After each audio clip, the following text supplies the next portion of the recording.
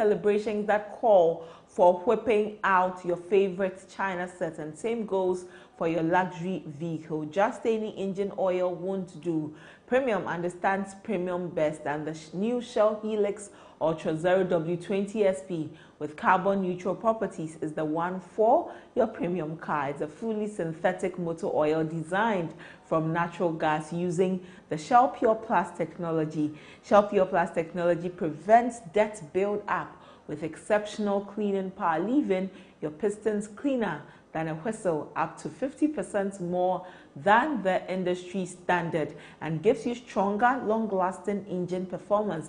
So if you want your classy car to run smoothly like a Ferrari for years to come, use the Shell Helix Ultra Zero W20 SP made for premium. The Shell Helix Ultra Zero W20 SP is designed for ultimate engine performance. And so when next you pass by any Shell fuel station, get for your premium car this premium engine oil, and your car will thank you for it. Let's head straight into our main discussion for today. Chairman WONTUMI has been hospitalized after EOCO arrest and interrogation. Someone will say that it's been a busy 24 hours for the Ashanti Regional Chairman of the NPP, Bernard Entry Boisiako, popularly known as Chairman WONTUMI. He was rushed to a hospital on Tuesday, May 27, after reportedly falling ill while being interrogated by the Economic and Organized Crime Office, EOCO, in Accra. The development was confirmed by his lawyer and former Member of Parliament for Asante Achim North, Andy Appiah-Kubi, who disclosed the information to journalists late Tuesday evening.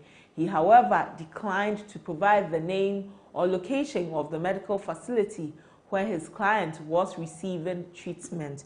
Regarding the ongoing legal proceedings, Andy Appiah-Kubi mentioned that the interrogation of Chairman WONTUMI had not been completed. He said that they had given their statements and they made some allegations that against Chairman WONTUMI, and Chairman WONTUMI, responded to them. WONTUMI was invited earlier yesterday, Tuesday, by the Criminal Investigations Department of the Ghana Police Service to assist with ongoing investigations linked to alleged illegal mining activities. He had previously been cautioned over accusations of mining without a lease, polluting water bodies, and encroaching on forest reserves. However, after honoring the CID's invitation, he was subsequently picked up by EOCO officials and transported to their offices for further questioning, reportedly on related issues. And so the arrest triggered immediate tension, with scores of NPP supporters and party executives storming the EOCO premises in protest, demanding his release. And the chaotic scenes prompted the deployment of military personnel to reinforce security at the facility. Several NPP figures, including the party's national organizer, Nana B. Henry Nana Boache, and former Greater Accra Regional Minister Titus Glover, accused the government and EOCO of engaging in politically motivated actions aimed at intimidating opposition figures. We've been having a conversation about these politically motivated actions so far, what it looks like, and how it creates a certain perception. But before we have any more conversation, let's listen to the lawyer for Chairman WONTUMI, Andy Appiah-Kubi, who spoke to the media. My client has been taken to hospital for medical treatment. So you've been in for about 6 hours. What has been happening in there? We have given our statements. They preferred some allegations against him. He responded to them. We haven't finished with interrogation, so we will come back to continue, hopefully tomorrow, if his condition improves.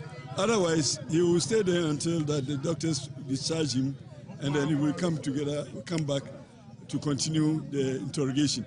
Nevertheless, we have also received this afternoon a writ of summons from Exim Bank, and we are going to respond to the pleadings tomorrow.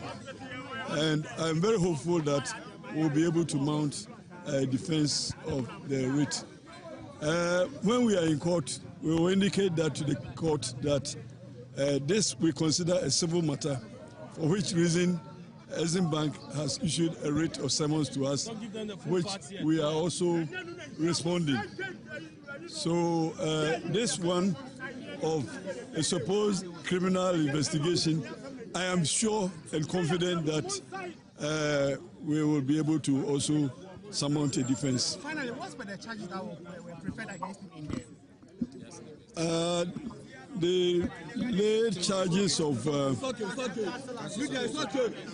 yes, the laid charges of the relationship between himself and Exim Bank and supposed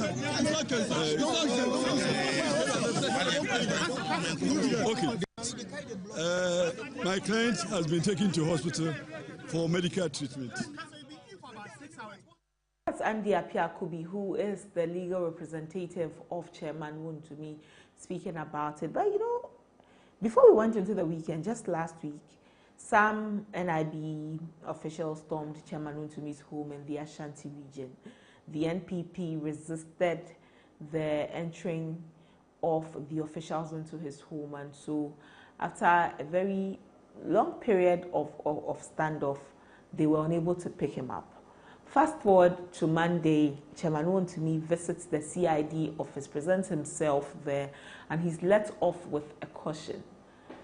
And not too long after, he's picked up by EOCO, and so it raises so many questions. What are we missing in the whole conversation? CID cautioned him. Now, beyond the questioning, and we've cautioned him, pardon me, beyond that, we understood that, okay, it meant that more investigations would be done, and maybe he would go back and present himself there again. The next thing we hear, he's been picked up by EOCO, and these picking ups have not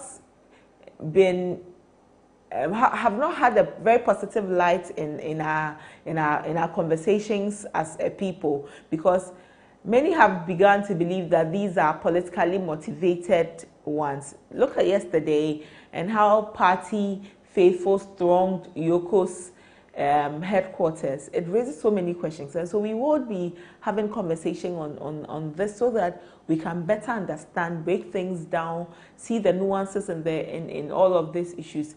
But we are joined for the conversation by Professor Kwesi Ening. He is a security expert. We also join on the line by Dennis Kwakwa. He is former Ashanti Regional Communications Director for the NPP. Later, we'll be joined by Abraham Amaleba Esquire. He is the CEO of the National Road Safety Authority and also the legal representative or legal counsel to the NDC. Gentlemen, you're welcome. Thank you so much for your time this morning. Hi, good morning. Good morning. I'll start with you, Prof. How do we depoliticize our security apparatus or security operations in the country? Just last week, we saw some security persons storm the homes of persons connected to the NPP. We saw Adenta Kumi based on some information he shared. Later, we understood that he was picked up for publishing false information. Not too long in the day, we saw that some security operators again had visited Chairman WONTUMI's home, and the NPP stood strongly that they would not allow them to take him away. The NPP has stood strongly against these, raising concerns about political interference in and political intimidation within our security apparatus, and how they use these intimidations on persons, whether politically connected or not. Prof, with where we have gotten to in conversations like this, where do we begin to decouple politics from our security agencies? Well, I think you've asked a very good question, and I like the word that you've used. Our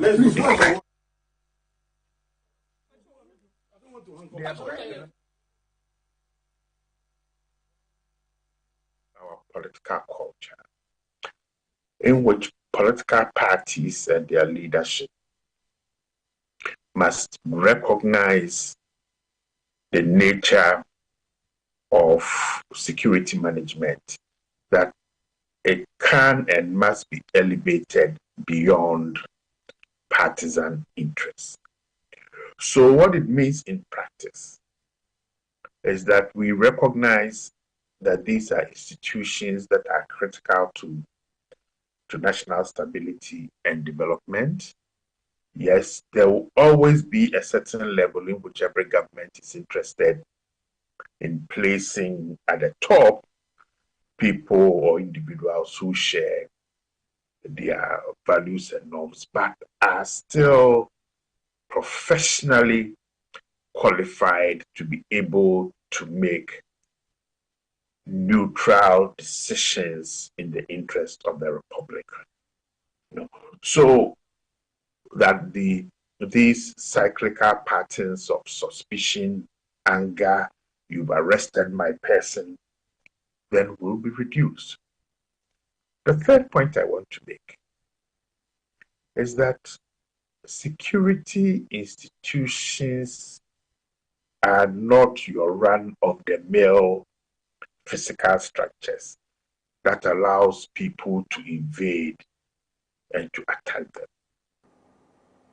But because over time, as citizens and as actors, we have lost trust in the independence, in the neutrality of these institutions. Every single action that they take legally are then misconstrued and misunderstood as being politically tainted. I mean, the NDC did this when they were in opposition. So if we look at the history of political parties contesting, challenging, and sometimes undermining the performance of the activities of, statutory security agencies, then it raises a fundamental question. And once more, I want to come back to the word that you used, decoupling. So if we take the instances of, or the examples that you have, given, sharing false information through social media, but probably in particular, the WONTUMI case. What evidence have these security institutions come by between January and yesterday that have allowed them to make this move? Would they have made this move if the NPP had won? Is this evidence that was in their domain prior to January 7th? So whilst the coupling is good, I think the institutions themselves must fight for their professional space so they can work in a manner that enhances their neutrality, professionalism, and delivering of the security that the people of Ghana need. Right now, from where I sit, I think the onus is on the security agencies to behave and act in a professional manner that elevates their performance of their legally defined duties in a manner that doesn't raise suspicion. And I think hopefully as you talk to my other panelists who are politically aligned, I think the one question that the people of Ghana want to know is whatever information is leading to these decisions to invite this particular individual, was the evidence in their domain prior to January 7th, or they've just come by new sensitive information. Because you see, how we answer this question truthfully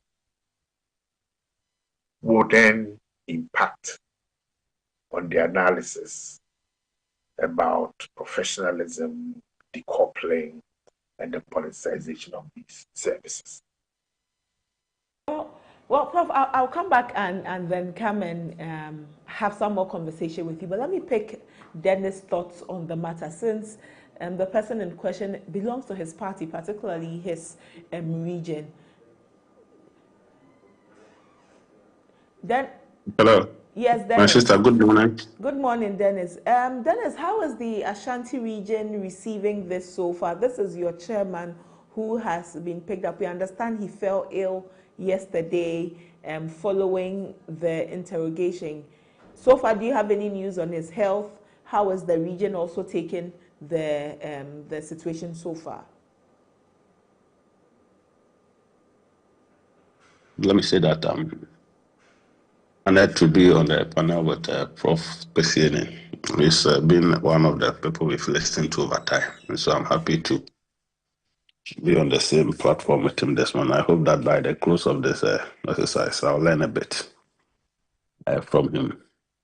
Ashanti region is calm, but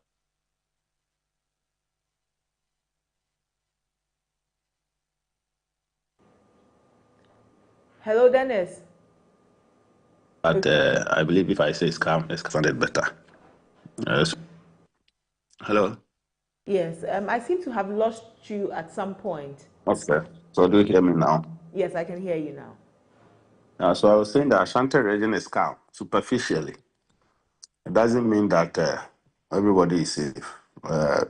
When we were going into elections, Prof asked a very critical question. The evidence upon which some of these arrests are made, were they things that we used to know or not? We used to know that WONTUMI, no matter what, if he lost power, was going to be politically persecuted. He was politically persecuted even when the MPP was in power, because some MPP people do not like him. WONTUMI is not the only person in politics who is doing mining. By sheer envy, people within his own party didn't like him. And so the NDC is only capitalizing on some of these things. And so having had a knowledge that they would worry him is not something that is strange to us. But I want to tell the NDC and the security agencies, they started to harass the people of this region from Andy WONTUMI's aid. When they attempted to pick Andy from his home on one Sunday morning, about 5 people in our party went to the house and resisted the arrest. They couldn't take him. In fact, the national security or the NIB operatives had to leave the items with which they wanted to jack the windows and enter the room. It was the police who came to Hilltop to pick those items, and they couldn't even come close. They waited at 100 roundabout to pick it from the police. When they attempted to pick WONTUMI, only few people were in the house environs. They went there, they couldn't pick him.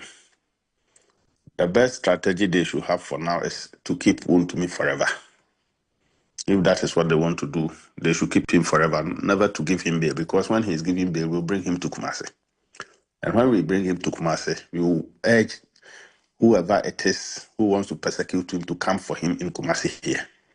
That is when we begin to know how Ashanti is feeling about what is happening. Well, if the MPP is not able to fight for its people in Greater Accra, in the city's capital. Well, Dennis, let me hold you here, go back to Prof, and then I'll come back. We'll have some more conversation about Kumasi and how you would bring WONTUMI back. And Prof, I come back to you. These issues are making people quite disenchanted with our security agencies, so much so that we are not seeing them in that light of neutrality, of light, of objectivity that we would have wanted to see them as. To some point, many see them as puppets on the strings of whatever political party is in power at this point. Doesn't this bode terribly for our democracy, for our security as a country, and for the integrity of these security bodies? So let me say good morning to Dennis. It's always nice to, have a conversation with political activists that you have not actually met before. So Dennis, a very good morning to you. And let me appeal to you. Thank you. That when WONTUMI is released and you take him to Kumasi, and he needs to appear before any of the security or statutory institutions, that you allow him to go and appear, because the rules of Ghana are such that he cannot and he must not be maltreated. I've always argued that when we are invited for a conversation as an enlightened nation, what stops us from providing a lovely cup of tea, coffee, a bottle of water in a comfortable, clean interrogation room, and to have a conversation? And if you need to detain him in a room that is clean, clean sheets. You see, because the way we treat ourselves, even when we think a person needs to be interrogated, reflects on our dignity as a people and as a nation. Okay, and I've always argued that the way we treat those who are in the grip of the law will signal to the younger ones coming whether it is worth serving the nation. So, Abdul, let me come back to your question. Their security institutions don't work in a vacuum. Every single security institution has what we call an oversight body that controls and ensures that its performance is according to the established rules of procedure and engagement. So, in this particular case, I would suggest to the appropriate parliamentary committees, of which both parties are members, Defense, Interior, and Intelligence, to have a conversation amongst themselves and to bring the relevant ministers before them. That how do we want these institutions to work professionally in a manner that assuages the concerns of the people of Ghana and also gives hope that these are institutions that are working on our behalf. So in cases where we get intelligence that some people are seeking to hurt Ghana, that they will be the first stop of call, that we will run to them and say, look, we've got this information and we want to share it with you. I think Parliament's silence when these cases happen is worrying, because they vote the budget, they control how the money is used by these agencies. So they have what we call the power of the purse, to be able to engage in a conversation and to ensure that such institutions do work well.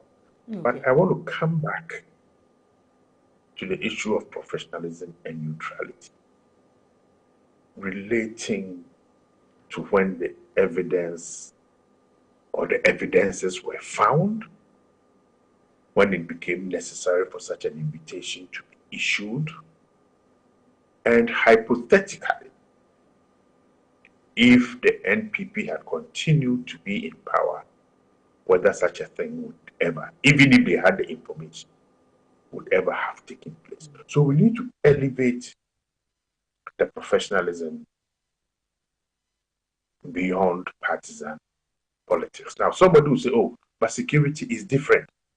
It's not. It's like being a university teacher, a primary school teacher, a doctor, a pharmacist, a nurse. We are guided by the professional ethics of our trade. And that professional ethics must, by definition, be devoid of political color. Okay. Well, Prof, just a quick one before I move to Dennis. In all of these, the political parties realize that the only support they can ever get is from within. The only muzzle they can also pull is from within. To the point where when these things happen, they call on their base to rise and defend them. In the case of Alfred Abebio Adenta Kumi, the General Secretary of the NPP, posted on his Facebook calling on party members to rise and go to his home. Chairman WONTUMI himself, on the day the NIB stormed his home, cried on radio that the NPP should come to his aid. Where are we, which direction are we moving to the point that we can only trust people who belong to our political parties to come to our aid and not the security agencies that are there for our safety? Because we understand that even the most depraved of criminal is still supposed to be handled with dignity. So much so that when you are arrested in any way, you can be assured that your rights are protected even when you're in custody.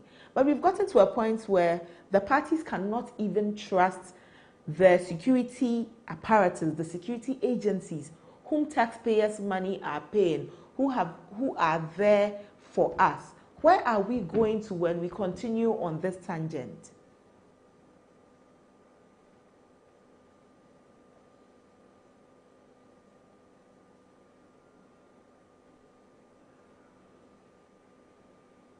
Hello, Prof. Did you catch my question?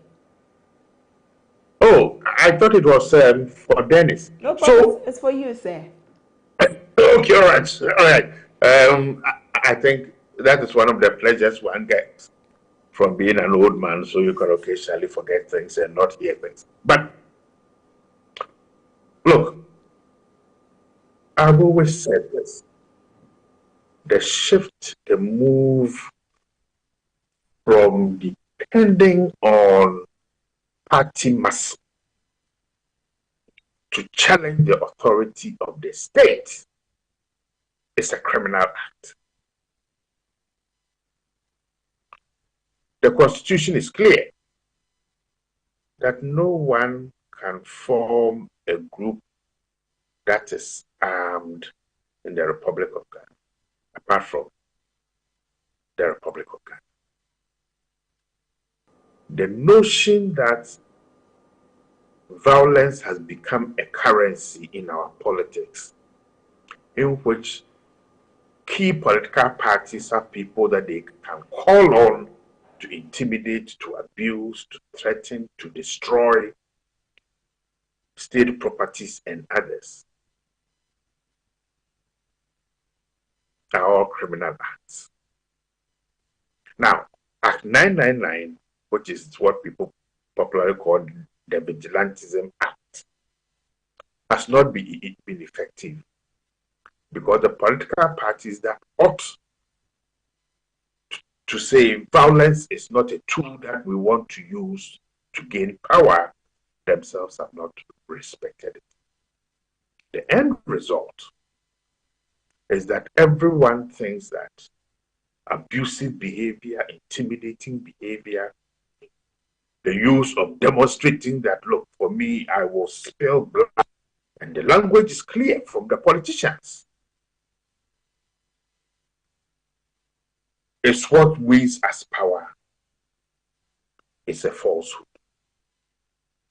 The idea that you can break the law in the name of politics and go scot-free is also wrong.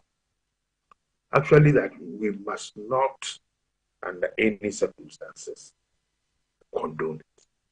But that is the level of mistrust between the parties on one side and the security agents. Now, you remember a couple of years ago, one party brought in mercenaries from South Africa to train its people going into the elections. Now, when we use taxpayers' money to recruit, to train, to educate, to professionalize our statutory security forces, and political parties build and establish alternative groups that undermine, threaten, and sometimes recruit into these professional bodies. It is not the two political parties that are fighting against each other. They are undermining the security of Ghana as a whole. Wow. And the day that we need these forces to protect us, they may be found wanting. Politics, and now my final point. Politics is about shared values, shared norms, and shared principles. Okay. None of these parties in their constitutions or manifestos subscribes to violence as a political tool to attain power.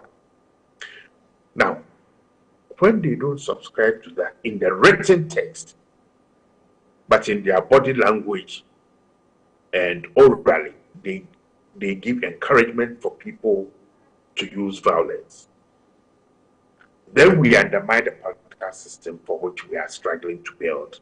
Okay. And asking people to support us. So this is a dangerous, slippery slope. Let's allow state institutions to work.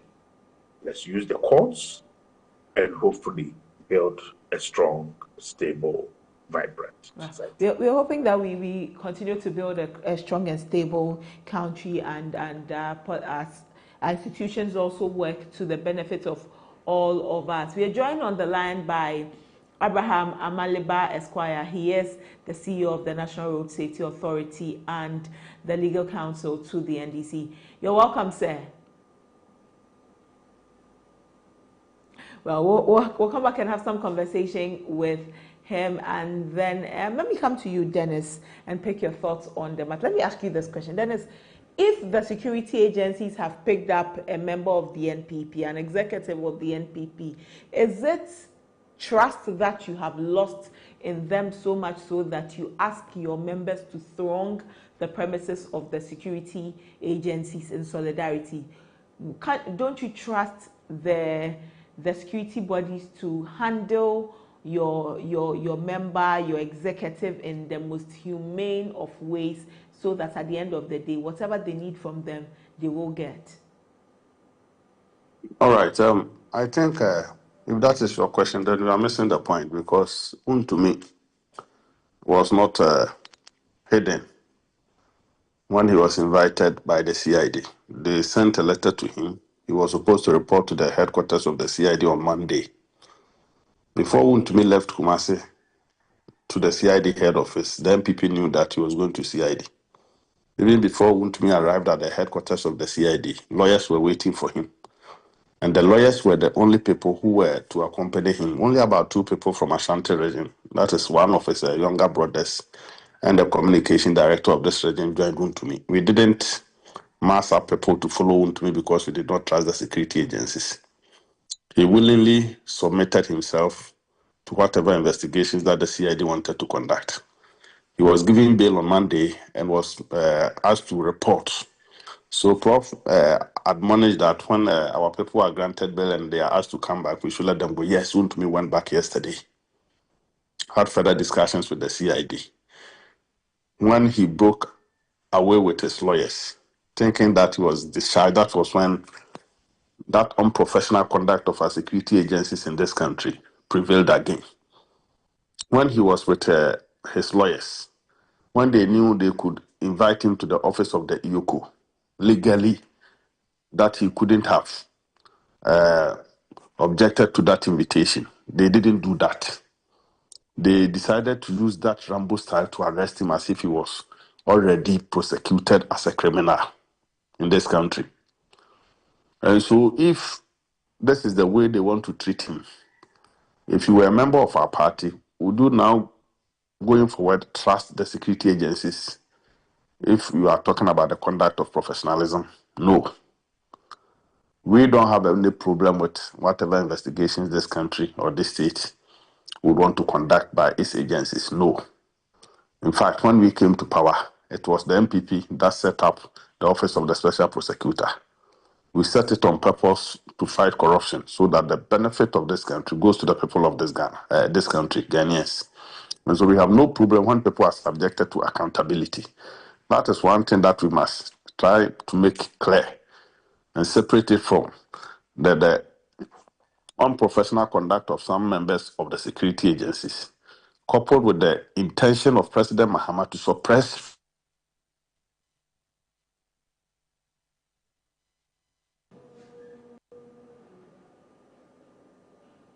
Hello, Dennis. Hello, Dennis. Get muted. Nobody even has to complain about it anymore. President Mahama thinks that in his time as a president, there must be no opposition in the country. And that is the problem that the media and other people of this country who are concerned, like Professor Amy, will have to speak against as soon as possible before things turn sour. Are you saying President that Mahama President and the Mahama NDC believe doesn't that. want any opposition? Is that what you're saying? Yes, that is how they are behaving. They think the people have given them power. They want majority of seats in this country, so there must not be any opposition voice in this country anymore. That will not happen. What they are doing, people have been abducted from their homes in the past under Rawlings. Mahama was one of the young actors of the PNDC. And so he told the people of this country that we must never forget that the NDC was born out of revolution. And if it comes to meting out of some of these tactics to suppress free speech and the rest, they are good at it. Yes, we know. We know that now he's practicing what we call revolutionary democracy. But the people of this country belonging to the NPP are not going to be shut as they want to. If WONTUMI went to Exim Bank to borrow money, is there not a process that banks use to recover their money if they are even getting to become bad debt? Is this how banks recover their monies? How many times have they proved to the people of this country that the Exim Bank wrote to WONTUMI, requested him to come and make payments? He didn't. What evidence has come out before you and I? Dennis, are these the charges It against suggests that. WONTUMI? Are these Come the again. charges? Are these the charges that have been leveled against Yes, WONTUMI? that is the charges that were leveled against him at EOCO's office yesterday. Last Monday, it was about WONTUMI. And yesterday, it was about Exim Bank. Tomorrow, it may be about his house that he has built. The next day, this is what they want to do to WONTUMI. Nobody cares. If they invite him legitimately, WONTUMI would forever submit himself to the laws of this country. If WONTUMI falls short in any of the standards that are going to be measured according to how he should have conducted himself as a person, as a businessman, nobody cares about how that goes. People came to the public. Already the communication director of Ashanti, Abbas Nuruddin, was the first person who came to the public to prescribe sanctions against WONTUMI. Almost as they have started doing from January. Almost every time, when somebody is invited by the security agencies, before they even question you, then NDC will come and prescribe charges to the public and tell the public how criminal you are. That has been the conduct of even the Attorney General. We have discussed it on the platform. The man who is supposed to protect the constitution of this country on behalf of the people of this country, even before he takes you to court, will run to the public, come and criminalize you in the court of public opinion, make you look bad. even before he goes to court. In the case of Adubuahene, he is now being forced to present evidence. The Attorney General, who came to public, criminalized Adubuahene as if he was already the devil, is now being forced to come and present evidence in court. And so this is what they are doing. They want the people of Ghana to feel that, yes, the MPPs are criminal. MPP, there can be criminals in MPP. Nobody is going to fight that. We are human beings. Some of us may fall short of ethical standards. But the point is clear. The point is clear. If this is how they want to go about things, then we are also going to resist it. So we are not saying that if people want to invite WONTUMI on legal terms, we are not going to agree. Dennis, thank you. I'll come back. Prof, let me pick your final thoughts in a very few minutes, and then I'll move to the CEO of the National Road Safety Authority. Okay, we have lost Prof. But let me... Okay, we have also lost Abraham Amaleba, the CEO of the Road Safety Authority. We will speak with him the more. But, well, Dennis, this is quite... these are strong words from you. I'll come back. CEO, let me ask you, since you are a legal person, you are the legal counsel for the NDC. Welcome, by the way, to the show. Thank you for joining us, sir. Thank you for having me. Since you're from a legal background, first, WONTUMI was invited. He went, he was cautioned, and he left. The next thing we know, he's been picked up by EOCO, interrogated to the point where he's had to be moved because he is unwell. Dennis mentioned some charges for which he was picked up. In relation to the Exim Bank, are these enough charges for EOCO to pick up somebody that the investigations department had cautioned and let go? Couldn't he have been invited to come the same way he presented himself to the CID? Did this whole picking up, and the MPP calls it Rambo style picking up, have to happen? Was it necessary, the mode it was carried out? So the constitution of this country empowers the security agencies to arrest, invite, and restrain. Just as how an ordinary thief would be arrested, so would any other person be arrested. And that will be supported by the law. 2, we have different state security agencies investigating different aspects of crime. So, your action, which is just one action, can have implications for the institutions of state to be interested in you differently. And so if the police is inviting you for maybe unlawful entry, the EOCO can also invite you for money laundering if your action, that singular action, give rise to those two offenses. Having said this, I think that nothing has gone wrong. What the MPP is trying to say is that people of their liking should be treated differently from the ordinary Ghanaian walking on the streets. And I cannot come to terms with that. This country belongs to all of us. And so I cannot have a separate treatment for some people while others are given another treatment. I don't think so. Okay. Well, I'll come back to you for more conversation. Let me take just a quick 30-second break. I'll be back. Okay.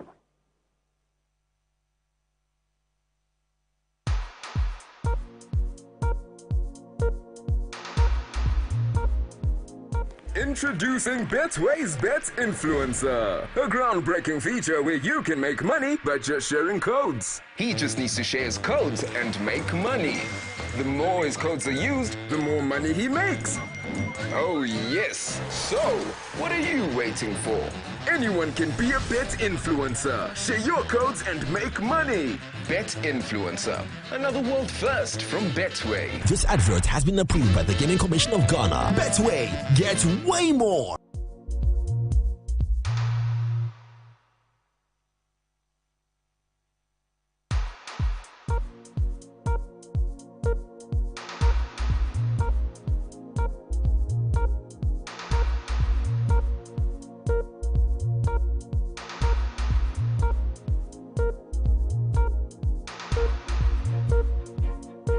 Yeah, welcome back. You're still watching ABC in the morning. We're having conversations. Abraham Amaliba is the CEO of the National Road Safety Authority and legal counsel to the NDC. Dennis Kwakwa is the former Ashanti Regional Communications Director of the NPP. We're earlier joined by Professor Kwesi Ening, who is a security expert. We're looking at this issue about picking up people as security agencies. It's raised concerns about the mode in which our security agencies pick persons of interest. Dennis says that, the NPP is not happy about it. Honorable Amaliba stands by what the lawyer Amaliba stands by what the Constitution prescribes. Lawyer, I come back to you. All of this conversation has raised concerns, not just with the NPP, but among Ghanaians, that there are some people whom you know where to find. In any case, they are as conspicuous as a person can be. They are not someone that it would be difficult for any security agency to look for and find. And so when our security personnel go out in this style to pick them up, what is the signal they are sending? Is it to instill fear in the populace? What really are they doing when they pick them up this way? Or is it a way to show the opposition that, well, we are the ones in power, this is where power lies? I would on any day speak against abuse of power. But I am one person who is a stickler of the law. The law is the law. If in the process of arrest, a person is abused, beaten up, that I cannot live with. But it is for the security agencies to determine which of the modes of arrest that they want to apply. Yes, there could be an invite. Yes, there could be an arrest. And in other cases, they could even come to you, and I've seen such instances, for you to provide your statement. All of this is supported by law. Until I am told that in the process of arrest, WONTUMI was attacked, was beaten, was manhandled, was not allowed to see his lawyer, those ones, I, on any day, will not support that. So I see this coinage of Rambo style to mean that we are a special group of people and we should not be treated like any common criminal who is found stealing plantain in the market. That's one too. I cannot live with it. I can't. Well, Dennis, let me come back to you. So far, Chairman WONTUMI, we understand, took ill yesterday during the interrogation. You also say that if he is released, Ashanti Region NPP is taking him back to Kumasi. Why would you want to be moving him up and about if he still is needed in Accra? Wouldn't you rather he stayed here, completed all of the processes so that when he's going back to base, he goes back not having to bother about being invited again? Well, thank you very much. I'm very much surprised about the submission from my brother Amaliba. So as a legal representative of the NDC, he's led a number of NDC people to the office of the CID when the MPP was in power. I remember when their chairman, Ofusuampov, was taken there, they pulled people together at the office of the CID. Was he a different entity under the law compared to the common criminals that he's referring to? And so why would he want to now reclassify the terms in this country about how people are perceived to be persecuted? If in the case of Ofusuampofo, who was not even picked from his home the way that WONTUMI was being attempted to be picked up, they saw it wrong. And today he's justifying the conduct of the security agency. That is the trouble we are all living with. That is the trouble we are living with. So we are not going to let the NDC prescribe another constitutional term for the MPP because we are in opposition. No. Like I said, WONTUMI was in Kumasi, he was invited, willingly submitted himself, accompanied by lawyers. If yesterday EOCO wanted him, they could have even have picked him from the office of the CID in the presence of his lawyers, whether they wanted to arrest him or invited him or whatever. They could have done that. For them to just follow him to depart from his lawyers and then move in this manner to arrest him, we are saying that their intentions are clear. In fact, when they came to Kumasi, the first attempt was to pick his aid, and they didn't just invite Andy on phone or whatever. They broke doors. When they went to WONTUMI's house in Kumasi, they behaved as if WONTUMI had already rescinded his intention to visit the office of the CID upon invitation. They broke doors. And nobody can have confidence in this NDC government because of precedent. Their revolutionary rules, as said by President Mahama, gives us a lot of concern. People were picked from their homes in the past, they never returned. And so if that is the way they want to conduct the investigations, like I'm telling you, we are going to resist one way or the other. If they want to have some form of decent interrogation with WONTUMI, nobody cares. WONTUMI, once he entered into business, he knew that there were associated risks. So nobody is saying that MPP, we are made up of special people. Nobody is saying that they must not try to twist the issues.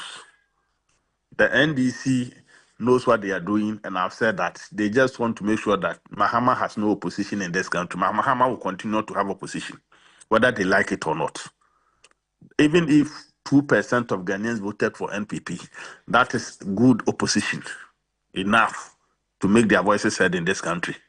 Yesterday, at the premises of EOCO, you bring WONTUMI to EOCO and now bring military officers, police officers, just to come to EOCO because of what? Because you want to come and intimidate the supporters of the MPP who were there. How many MPP people were there? Less than 100.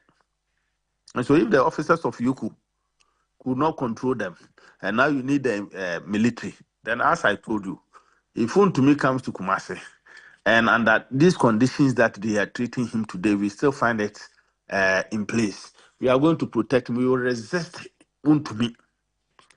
We will resist him from making any attempt to visit any office. If they want to take his statement, they can come to Kumasi and take his statement. If they want him to go to court, he can move to court. If they want to incarcerate him, they should incarcerate him. If that is what they want to do, fine, they should do it.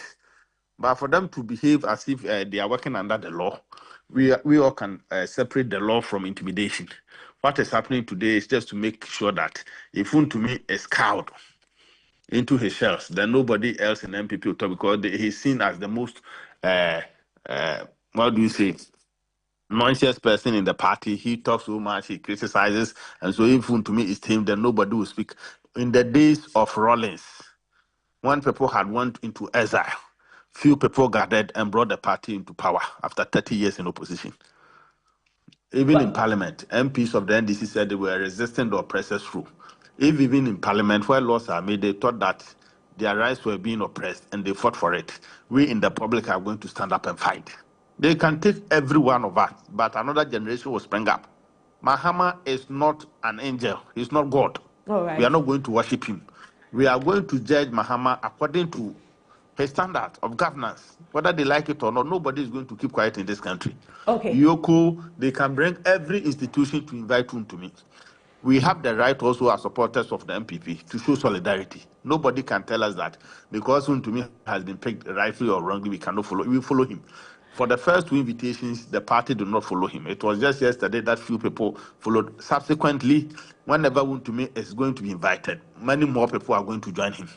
All right, then. And if they don't conduct themselves well, it may appear that on the streets again, when they decide to pick him like EOCO did yesterday, there may be a day that people confront the security agencies right in the middle of the road. We are not going to be intimidated if that is what they think they are trying to do. The next 6 months, this is their plan to make sure that every voice in MPP is shut. Then that gives them the confidence to do whatever they want. Now they will even want to change laws in Parliament. Let me move you away. Let me move you away from this conversation. Let me pick thoughts from you and Lawyer Maleba on these missing containers by the ECG.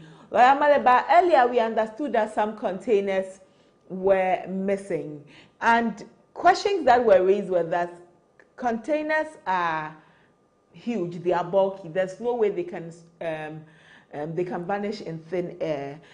As legal representative of the NDC, this happened. All of these questions were raised just after the Minister for Energy had raised the concerns. Now we hear that these containers have been found, they've been retrieved. The minority in Parliament says that, well, you have not worked well. Oh, I understand we have lost Lawyer Maleba, but we really wanted to pick his thoughts on that. Hopefully we establish contact again and pick his thoughts. But Dennis, let me come to you and pick your thoughts quickly. The MPP says that the minister did not conduct a good audit enough. Earlier, some members had raised concerns that these concerns about missing containers were untrue, because by all means, these containers may be found somewhere. And so look and look and look the more. If we have found them, isn't it something to be happy about? Why are you still on the neck of the ministry and the minister himself?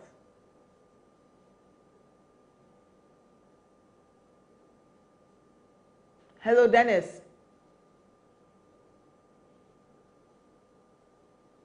Hello, Dennis. Do you hear me, my sister? Yes, I can hear you now. All right. The network is very bad this morning. So I was saying that if the MPP should be happy, we are only going to be happy because now the people of Ghana know the kind of people who are giving power, who are in government. When they came to power, they thought that because of the huge goodwill that the Ghanaians gave to them in the election, they can lie their way out of anything, make the MPP look bad.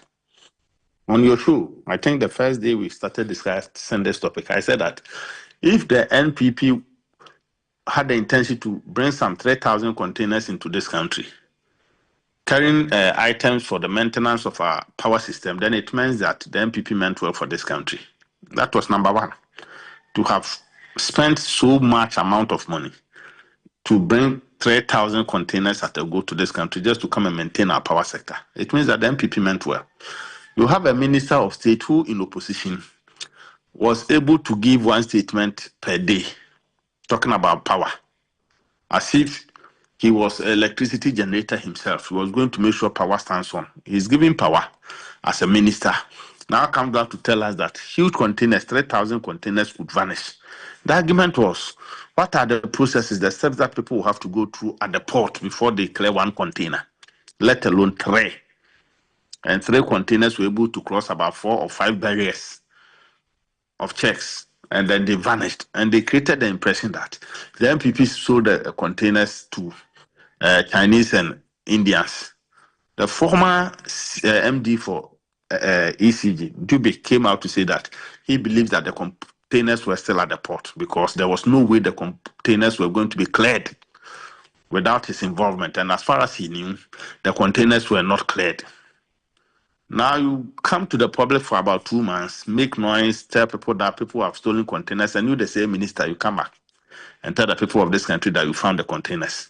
They simply wanted to sell the items. When it has become so difficult for them to do, that's they have no option than to declare that the goods are available, because they don't know how they are going to move the things out and go and share to themselves as they wanted. That impression that they created, that 3,000 containers were missing. We found 1,000 something. So the 1,000 something that they didn't want to disclose, they thought they were going to be able to move it easily. Go and share to themselves, they couldn't. And now they have to come back and declare. That is complete deception from a minister of state. The NDC party is only dwelling on propaganda. We are giving them this country to rule. The people of Ghana showed massive confidence in them, voted hugely for them. And so to whom much is given, much is expected. The people deserve to know the truth from the NDC. We, the NPP, cannot be happy because they are lying to the people of Ghana. They are deceiving the people of this country. The same time they are doing that, power is always erratic. In one morning, you can wake up and in the space of 2 hours, you get your light off for about 20 to 30 times under the same minister who is now quiet, now crying. He's no longer able to shout when the microphone is before him. He now speaks as if he's crying as a baby, that he doesn't even know how to keep the power on. That is the same minister who is deceiving the people of this country through the NDC party machinery. And I believe that the people of Ghana have come to know them too early in time, the kind of people they are. You come into this country, in less than 1 month into governance, you come and make noise about Adubuahin. You come and make noise about missing containers. Then all of a sudden, Ghana turns into a cocaine hub, a transit point for cocaine. So many times that we are intercepting cocaine, and even when the cocaine are intercepted, we don't even get to hear about it again. You don't get to know who the owners were, what the investigations end up to be. This is the kind of country they are building for us, only to rally around the back of the appreciating city and make noise as if life has become better. The people of this country are saying that life is still not better for them. They are saying that life is still not better for them. They want Mahama to implement what he stated in his manifesto. You promised the people of university, the first year university, that we are going to give them a stress-free kind of payment. Now the people are made to go and queue. And yesterday I listened to one of the students. He said that even asking all of them to go to GCB to open an account in itself is stress. You are taking 50 cedis from these vulnerable students, which you claim do not have the money to pay their tuition. You take 50 cedis from them before they are able to register onto a government portal, a portal that is supposed to give some kind of redemption to the youth of this country. NPP came forward with so many portals when it came to registration. In the case of NAPCO, when government sensed that Ghanaian youth were not working, it brought out a portal. They registered at no cost. YEA, on so many occasions, through job recruitments, issued so many links for portal registrations. We took not a dime from anybody. You come into power, and now you come, you say you want to help the people out of poverty. The first thing you can do is to raise about $3.2 million from these vulnerable students, who we are not even sure whether you're going to give the money to or not. And so if you are talking about this NDC government, the last 5 months has been consistent lies, deception, propaganda. And I believe that the people of Ghana have come to know them. We expect President Mahama to put something in place for the people of this Ghana so that one day we can rise up and say that, yes, if Akufo-Addo constructed over 13,000 kilometers of roads, Mahama was able to add 1,000. We want to see how schools are going to be completed. We want to see how the Agenda 111 hospitals are going to be completed. We want to see how the 24-hour economy is going to be implemented. It's better for them to start doing those fiscal things than to put themselves around the charade. Every time you want to hear the NDC, they are coming out with some kind of optics. Well, and Dennis, this is involving, it is highly symmetrical from the top to the down. Everybody in Dennis, NDC. Thank you so much. If you are talking about hardship in the economy today, go to social media. Last 3 days, I posted a plantain. 3 fingers of plantain is 30 cities. Go to my wall on Facebook and see how they've sent their dogs to come and insult me. All right, Dennis, thank you so much. We're grateful that you joined us this morning. We're all looking forward to what happens with Chairman WONTUMI, but we wish him well. We hope that he recovers soon. Thank you so much for speaking with us, Dennis. We'll be coming back to you. Thank you very much, my sister. Dennis Kwakwa is the former Ashanti Regional Communications Director of the NPP. We are trying to have some engagement with the PRO of the Energy Ministry. Unfortunately, We have tried and tried and tried. We were unable to establish contact with him. We hope that in our subsequent conversations and other bulletins, we're able to speak with him on this matter. But earlier today, we're joined by lawyer Abraham Amaleba, the CEO of the National Road Safety Authority and the legal counsel to the NDC, and Professor Kwesieni, security expert. That's all for our main discussion. We'll go straight into politics today. We have a very interesting conversation on politics today, and I'll be joined in the studio by one of my colleagues. Stay with us. We'll be back soon.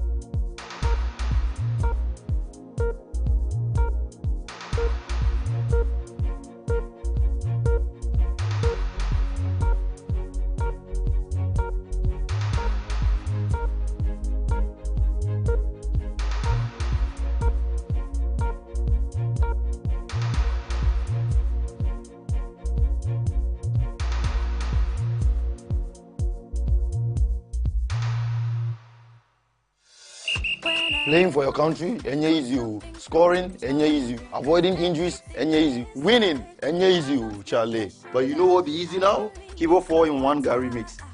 Easy. It gets everything inside. Gary, creamer, sugar, roasted granules. Just add water, then sharp my soakings make ready. Taste and energy, made easy. As I be street footballer, Gary at the top. Now we attend Star Boy. Still Gary at the top. I travel go abroad. Kibo Gary at the top. Kibo Gary, he the bio. I'm a match winner, but the real champion is Kibo 4-in-1 Gary mix. Champion taste. This advert is FDA approved. Show off your best skin this Harmattan with Nivea Nourishing Cocoa Body Lotion with 5-in-1 complete care.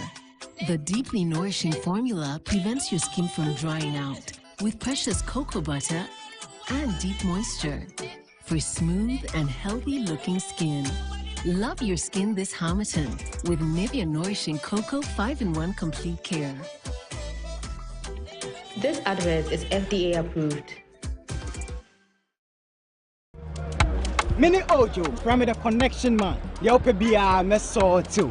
Come. Mix Pacho Shabu Sukanka. Kukawi. See what kiosk number 22. That's all your brajo. Oh, that's so too. So yes. Mommy, you show our unya so well. Hello. You show our uko boats. See what last stop. That's all your Sister Rose. Hold up. Sister Rose, Mr. No customer. So to the mommy. Also, unya so spa. See what circle. Boys ni nyanya wo pa. You killer. Sound. Bro, I the info from 6 p.m. sharp. Meso too.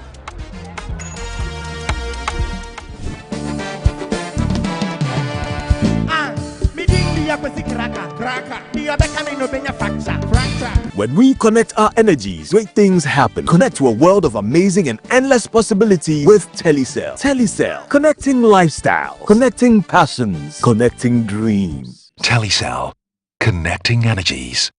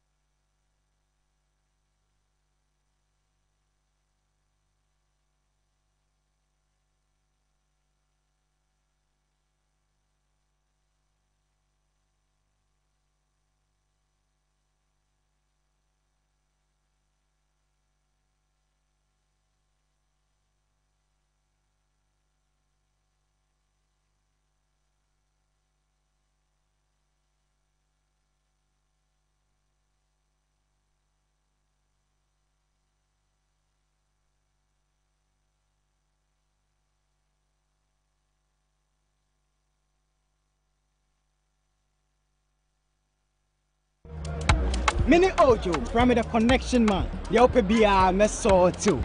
Come. Mate, patch up the shop so kanka. Pukawi. See what kiosk number 22. That's all your brajo. Oh, me so too. So Yes. Mommy, me show a unya so well. Hello. Me show a uko boat. See what last stop. That's all your sister Rose. Hold up. Sister Rose, me say no customer be. So to no mommy. Also, ukia so spot. See what circle. Boys me, nyanya wo ho pa. You killer. He sound. Bro, I dey fall from 6 p.m. sharp. Me so too.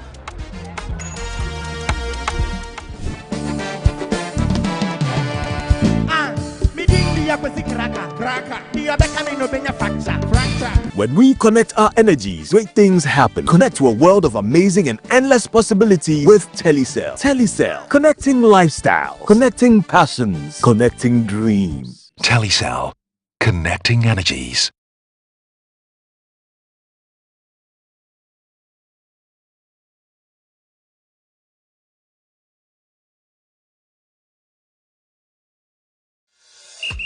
Playing for your country, enye easy.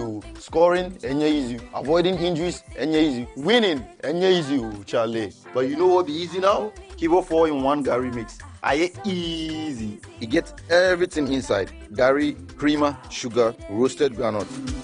Just add water, then sharp my soakings make ready. Taste and energy, made easy. As I be street footballer, Gary at the top. Now we are 10 star boy. Still Gary at the chop. I travel go abroad. Kibo Gary at the chop. Kibo Gary, he the bio.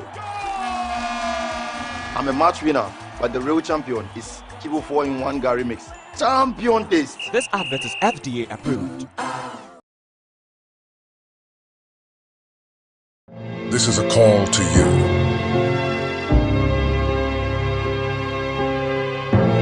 The dreamers. The ones that see no boundaries. Dreamers take a chance. The explorers that chart their own path. Unlock the vibes, connect the energy. The ones that dare to challenge the status quo. Get connected, feel the When others try to think outside the box, you wonder, what box? catch the wave, enjoy the ride. To the architects of their journeys. Every connection is an opportunity to explore every experience. This is your call to adventure. Your journey begins here. Be bold, be daring, be free. Connecting passions, connecting dreams, connecting ambitions. Telecell, connecting energies.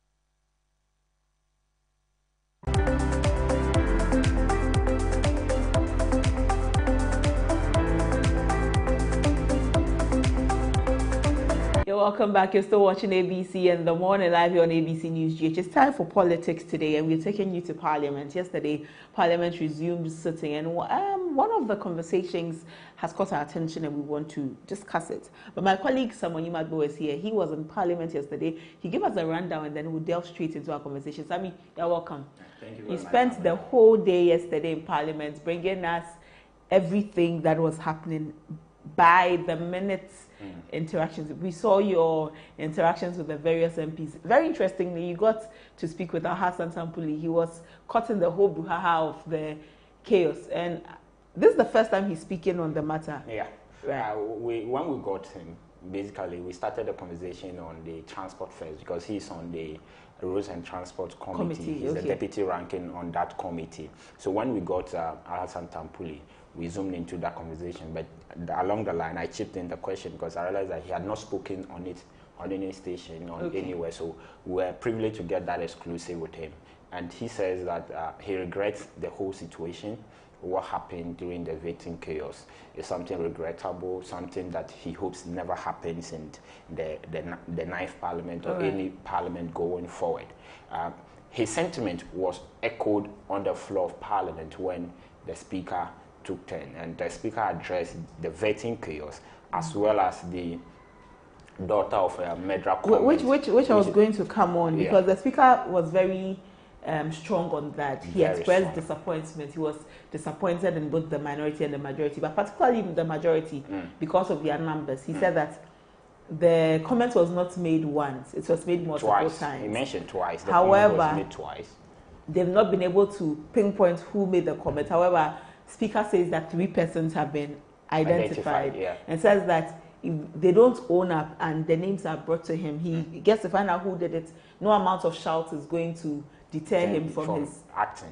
Yeah, so the speaker says that ever since that comment was made, you remember it generated a lot of uproar. It did. A group from the UNLAW, if I'm not getting it wrong, even protested and wrote petitions to the speaker. Right. And the speaker acted on those petitions and he gave the NP 1 week ultimatum to own up. Otherwise, when investigations commences and they identify the person, he wouldn't take it lightly with the person. As it's been over a week. It's been over a week. Months, actually. Yes. It's been over months. Now, when we got to Parliament, we're expecting that the Speaker would have told Parliament that they had received the findings of the investigation. Okay. But what we got to know was that because both sides of the House, the minority and majority caucuses, were not cooperating, right?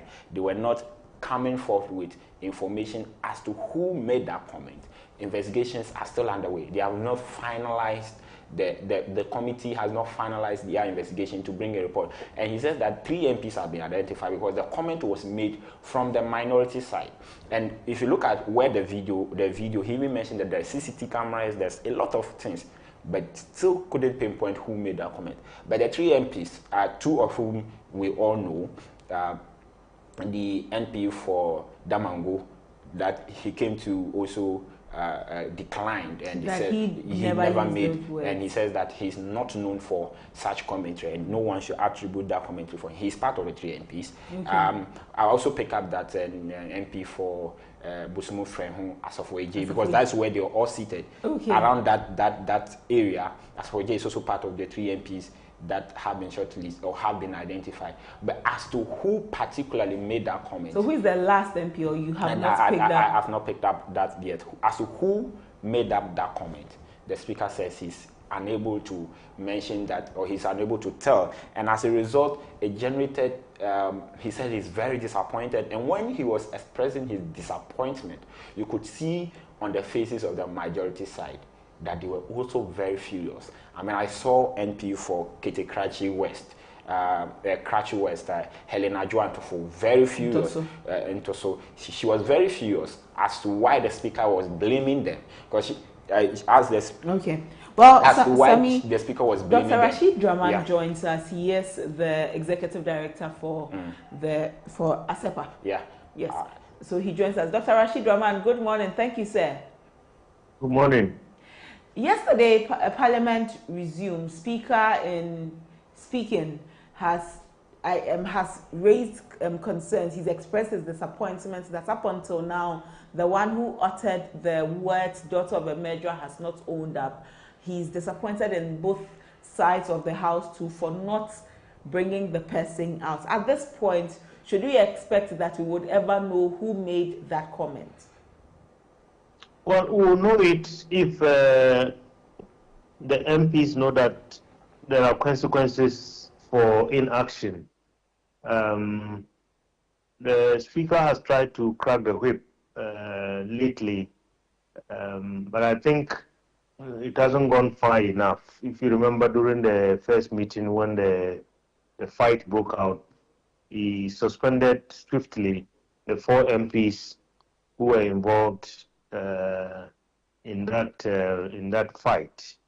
That is one action that at least sent a clear signal that inappropriate behavior amongst MPs is no longer going to be tolerated. So if whoever is responsible for taking action doesn't take action, in this case, the leaders, then I think the Speaker might have to do something.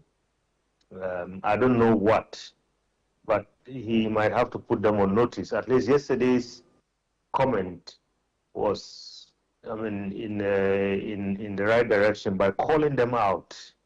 At least, I mean, he sends a clear notice that, I mean, he's registering his disappointment. But you see, once we are on this subject, on a much broader kind of note, regarding these privileges and conduct of MPs, just yesterday I was making a very strong case that we might have to move now. We have gotten to a point in this country where we might have to move to a point where the Parliament would have to reconsider the composition of this privileges committee and perhaps make it one that is made up of non-MPs, because they have proven over the years, event after event, that they cannot sanction their own. So they will shield each other. Matters go to the privileges committee about their misconduct, and it dies at that committee level. People get absent from Parliament. The data is there to show. The process starts and then gets stalled at some point. I think for me, the summary of it all is because we have put them in charge of disciplining their own. And I am not too sure that this is going to happen anytime soon. So that is what we are dealing with, because it's a clear situation here of both sides trying to protect their own. Because they know who made that comment. They know. Doc, there's Samuel here. Yes, Samuel. Right. I was in Parliament yesterday and I saw the disappointment with which the Speaker made the statement, because he says that both sides, even the majority from where they were sitting, should know who made that comment. The minority will ultimately try and shield their own, but he was thinking that since the comment was made against someone from the majority side, the majority should have identified that person, and they are also not forthcoming. But this is not the first time we are seeing these cases. Like you mentioned, we've seen MPs appear before the privileges committee and nothing actually comes out of it. We've seen MPs exhibit some unparliamentary actions, even during the 8th Parliament, the constitution of the 8th Parliament, we saw it, and all of that. What picture does this paint to the public out there about parliaments and how they tend to shield their own and not account for their actions? What the picture that it paints is that, I think, number one, it deepens the mistrust that people have in politics, and further in the people that we elect to lead us. So if you have the people that we have all gone to stand in long lines to elect to lead us, conducting themselves in this manner, then you look at the data.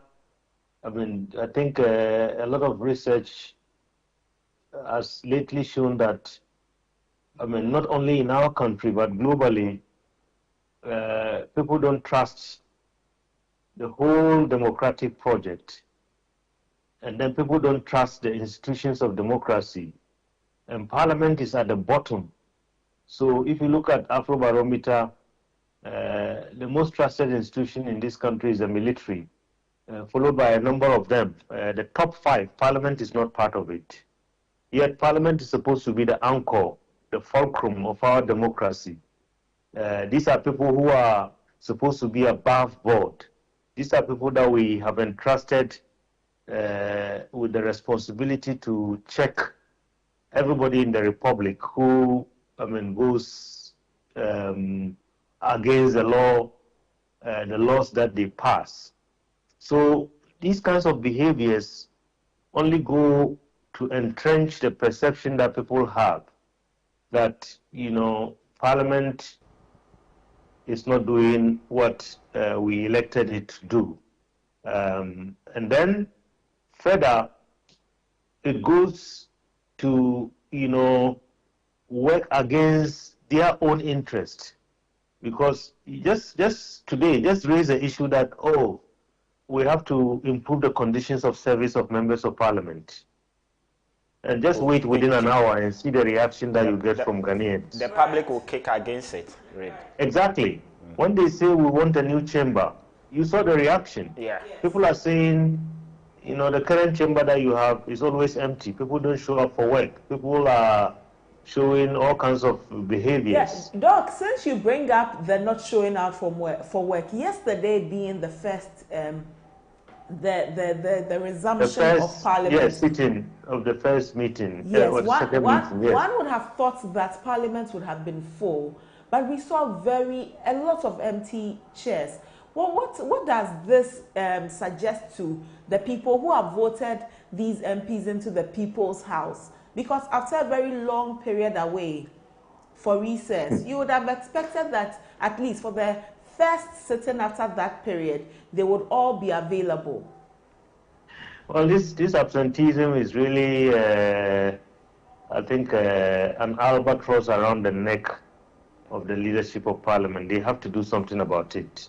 Most importantly, the leadership of the majority, because now I think they've been handed a comfortable majority, and there is no reason why, even if we take those who are ministers, I mean, we should still have enough numbers, I mean, to make sure that the House has a semblance of being a complete House.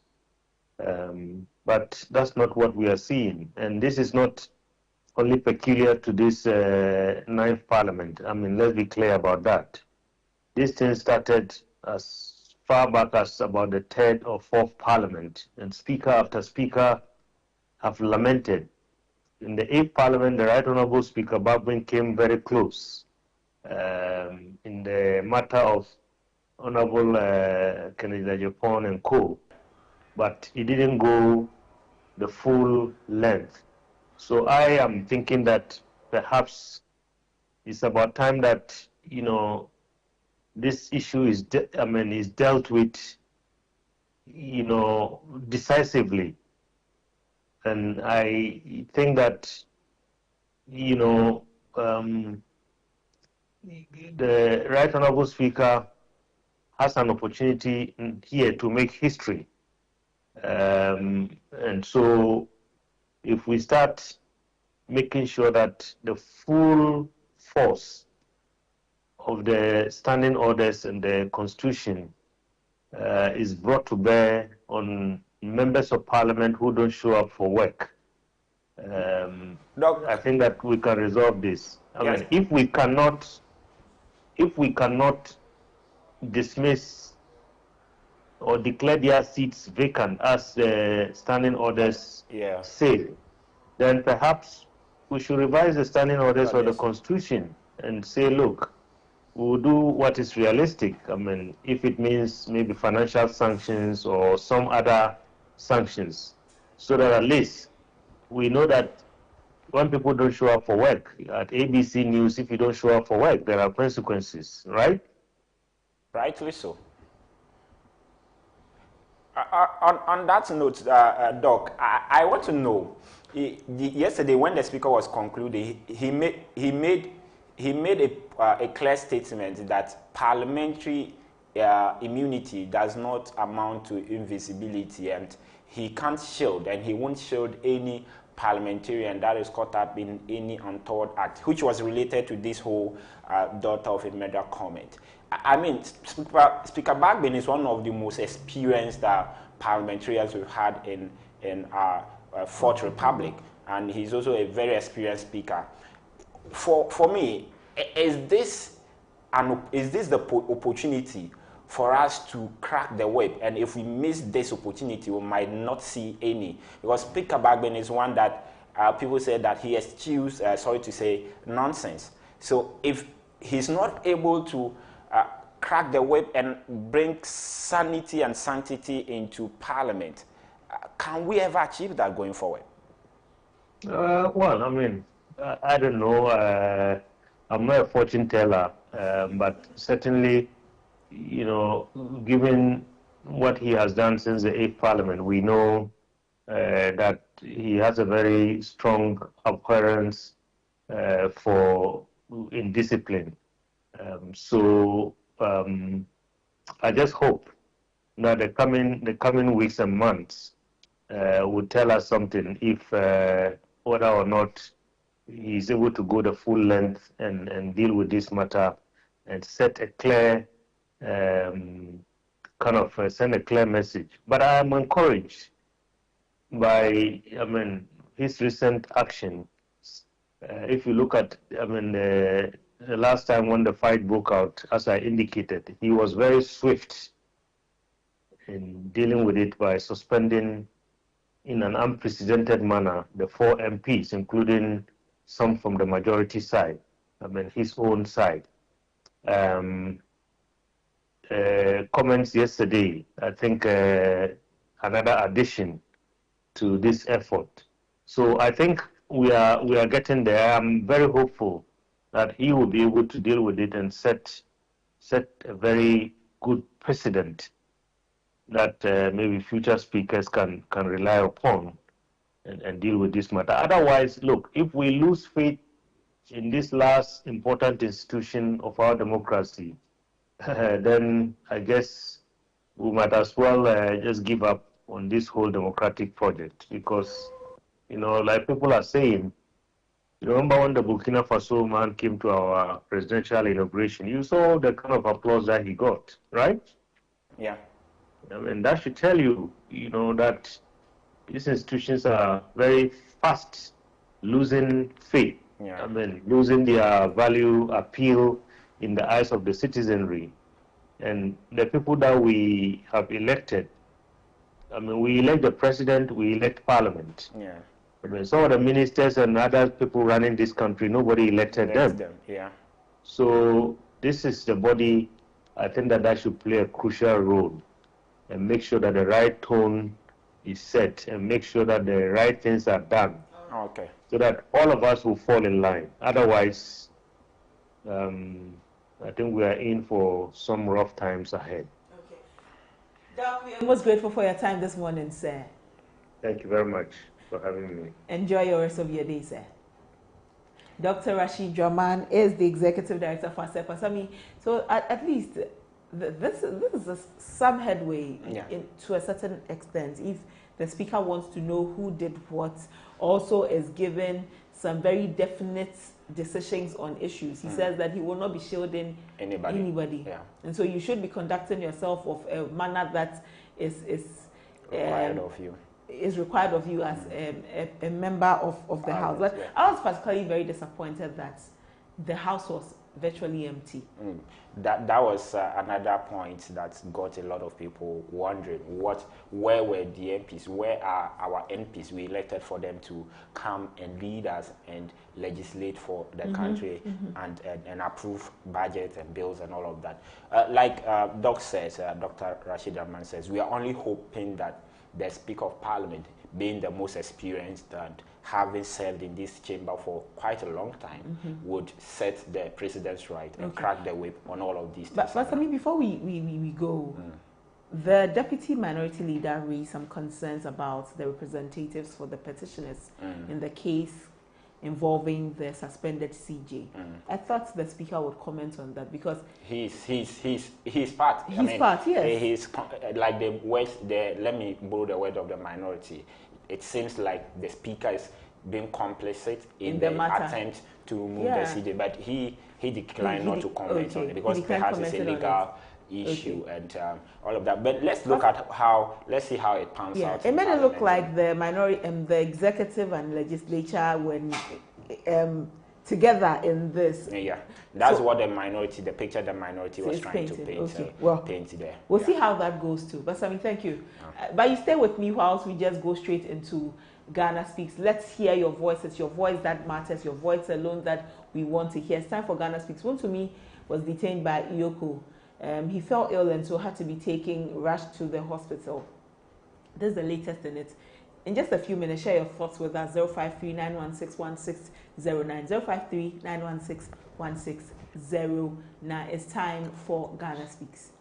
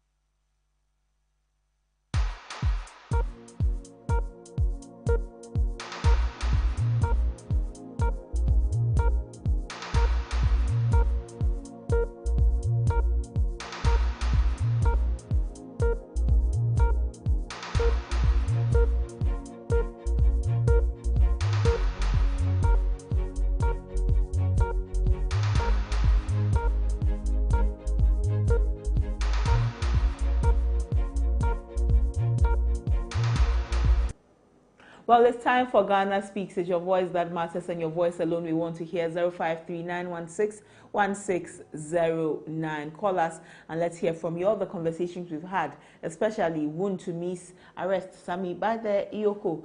So many questions have been raised around that. Well, but we have a caller. Let's hear what they have to say. Hello, good morning. Hello, good morning. My name is Iwati. Ilyasu. Iwati calling from Shedo. Okay. Please share your thoughts with us. There is a proverb in the Bible. Your baby of John say, lack of knowledge, my people perish. India me na mu nti ba ya.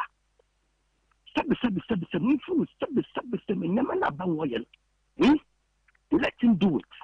I dare any time you know you will go. And when you hear his supporters, they are debating, they are happy. But now the table will turn. My sister, the table will turn. You the dinner, don't speak. Don't tell them the truth in the mind and some food. When you hear the NDC people saying that MPP is bound to criminals, women who criminals send it for. Take a dictionary and ask us who's a criminal. You are the criminals. You the NDC, who's a criminal. Look also with you, Ghana. Is that you a country? Mommy, the future, what they are doing, the next government come to power. The next government also do the same. All right. Thank you so much. Unfortunately, I have to cut you here so another can also share their thoughts with us. Today, we are very hard pressed for time. Forgive us. 053-916-1609. 9161609. Share your thoughts with us on the conversations, especially EOCO picking up WONTUMI. Let us know what you think of the matter. Let me pick your thoughts on that. It's a big one for me because I thought that the security services could have done better. Okay. I could have allowed the man get home and you didn't invite him for him to come to EOCO office today. That could have solved this whole brouhaha and that it has created, that the NPP supporters had to go to the EOCO headquarters and you have to deploy about 40 military men. For me, the whole situation is unnecessary, honestly. Okay. The whole situation is unnecessary. I think, like we said, Professor Enim was saying that we need to depoliticize our security operations. Even when it involves a political personality like Chairman WONTUMI, there's a way you conduct it that people would see that you are doing the right thing, that people will find some solace in it and not see it from a political lens. If WONTUMI was invited just after he left CID and not picked up, an invitation was sent to me that reports. But we have a caller. Hello, good morning. Morning. Hello? Yes, what's your name and where are you calling from? I'm calling from Carrier. Okay, and what's your name, sir? My name is Baba. Okay, please share your thoughts with us. About 2013, almost the WONTUMI escalators, any pickups. Because everybody have some say, any over power, Asante more intimidating, Asante in the NDC. One thing, Mamika the shows that I'm power. Not Abraham Mama, none more, some be brave, but Obi and the police. Echo see Brian Mama fee. The Mama only a grand day of Saturday. I think say, which am I wanting, or to send you more than a large scale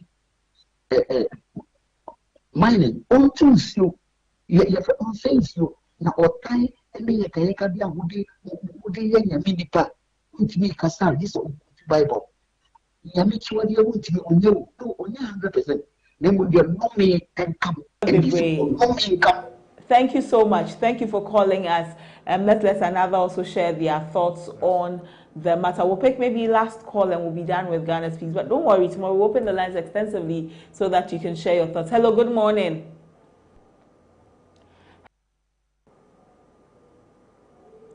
Oh, we have lost you. Please call us back. Kindly call us back and let's hear what you have to say. But something like you were saying. Yes, I think that if he was invited to report this morning, this whole situation would have happened.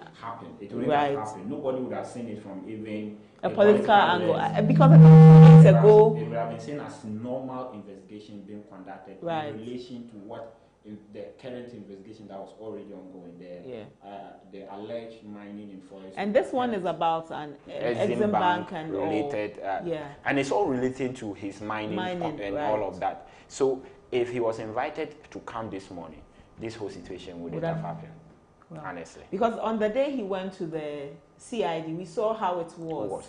Very simple. And so when the report actually came, when we first got a report that he was picked up, people thought that he was picked up by the CID because he went there. Okay. Hello, good morning.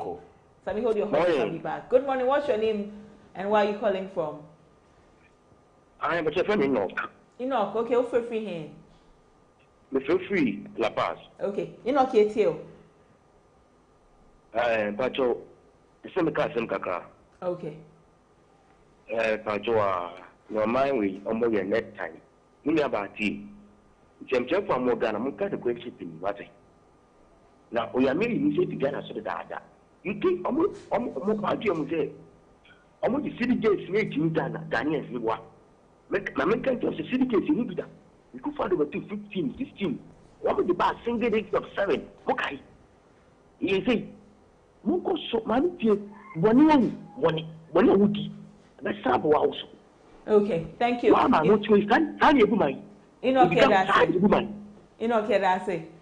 Yeah, that's our prayer. So this will be our final call for today. Yeah. We'll open the phone lines extensively. You know, on the days when we have all of the time, we give you all the time to speak.